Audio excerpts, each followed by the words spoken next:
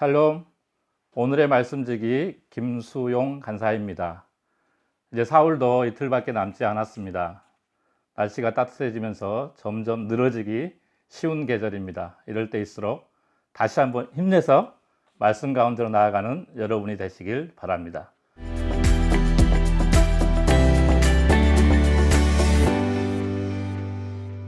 오늘 본문은 사도 바울의 베레아 사역을 소개하고 있습니다. 베레아는 데살로니가에서 남쪽으로 약 80km 정도 떨어진 소도시입니다.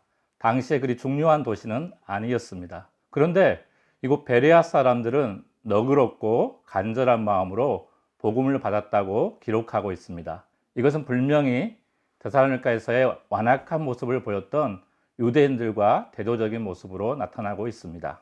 오늘 본문의 중심 내용을 살펴보면 다음과 같습니다. 첫째, 베레아 사람들의 신사적인 태도입니다. 바울은 이곳에서 회당에 들어가서 복음을 전했습니다. 그런데 이곳 사람들은 데살로니가인보다 복음을 편견 없는 깨끗한 마음으로 열심 있게 받아들였습니다. 베레아 사람들은 바울이 전한 복음과 구약의 말씀을 진지하게 고찰한 후 객관적으로 복음을 옳다 인정함으로써 예수 그리스도를 영접한 것입니다. 복음과 말씀 연구에 대한 이들의 열정과 태도는 우리가 배워야 할 것임에 틀림이 없습니다. 둘째, 유대인들의 박해입니다. 바울이 베레아에서 복음을 전하고 있다는 소식을 들은 데살로니가의 유대인들은 약 80km나 떨어진 이곳까지 원정 핍박단을 보내서 사람들을 선동하고 전도 사역을 방해했습니다.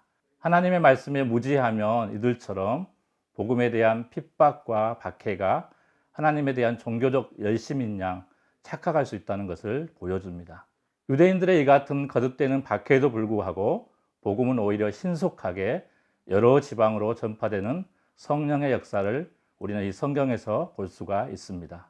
오늘 주목할 점은 말씀을 배우는 베레아 사람들의 태도입니다. 먼저 그들은 말씀을 간절한 마음으로 들었습니다.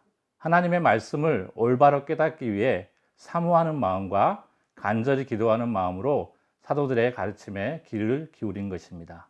이러한 태도로 말씀을 들을 때 하나님의 말씀은 영의 양식이 되어 우리의 믿음을 키우고 영혼을 풍성하게 할 것입니다.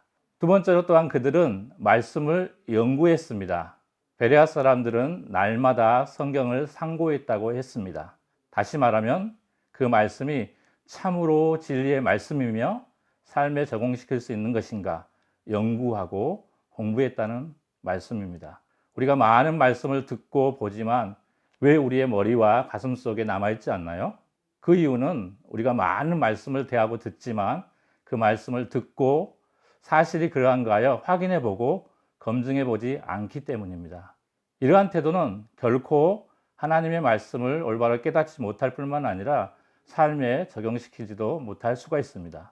베드로전서 1장 9절에 10절을 보면 하나님께 예언을 받은 선지자들도 하나님의 말씀을 연구하고 부지런히 살폈다고 말하지 않습니까?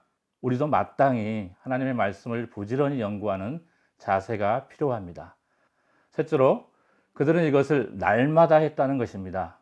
우리는 매일 하루에 3끼씩 육의 양식을 먹습니다. 그래야 우리의 생명을 유지하고 열심히 일하고 공부할 수 있기 때문입니다. 마찬가지로 우리의 영이 살기 위해서도 매일 영의 양식이 필요합니다. 영의 다이어트는 필요하지 않습니다. 이 영의 양식은 바로 하나님의 말씀입니다. 하나님의 말씀은 우리의 영의 양식이며 악한 대적인 사탄을 이기기 위한 무기입니다. 우리가 자주 사탄에게 치고 시험에 넘어지는 이유는 바로 영의 양식인 하나님의 말씀을 충분히 섭취하지 않기 때문입니다. 영적인 영양 결핍에 걸리면 정상적인 그리스도인의 삶을 살 수가 없습니다.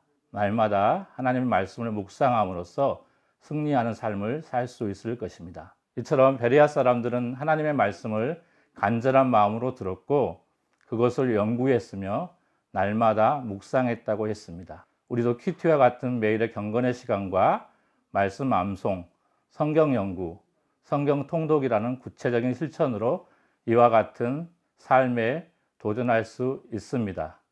제가 어려서 시골에서 학교를 다녔는데 그 연못가에 아침에 되면 잠자리 애벌레들이 그 갈대 위로 타고 올라옵니다. 그리고 아침 햇살이 쬐일 때 그들은 그걸 탈피하고 날아가는 에서 잠자리가 되어집니다. 근데 장난삼아 저희들이 그 애벌레를 잡아가지고 아직 잠자리가 나오지 않았는데 그 껍질을 벗겨서 이렇게 날려보낸 적이 있습니다. 근데 이 녀석들이 날아가다가 금방 떨어져서 죽는 것을 보았습니다. 그걸 왜 그러냐면 나중에 알아보니까 잠자리들은 아침 햇살을 받고 애벌레에서 탈피를 할 때 그 온갖 힘을 다해서 이렇게 탈피를 함을 통해서 그들이 이 근육이 생기고 날개에 힘이 생겨서 날아갈 수가 있습니다. 그런데 저희가 그걸 도와준다고 껍질을 벗겼을 때 그들은 곧 죽고 말았습니다. 이것처럼 우리가 하나님의 말씀을 베레아 사람들처럼 날마다 묵상하고 자기 것을 삼지 않는다면 결코 성공적인 말씀을 들을 수가 없을 것입니다. 베레아의 사람들처럼 이 시대를 하나님의 말씀으로 살아가실 여러분을 축복합니다. 샬롬.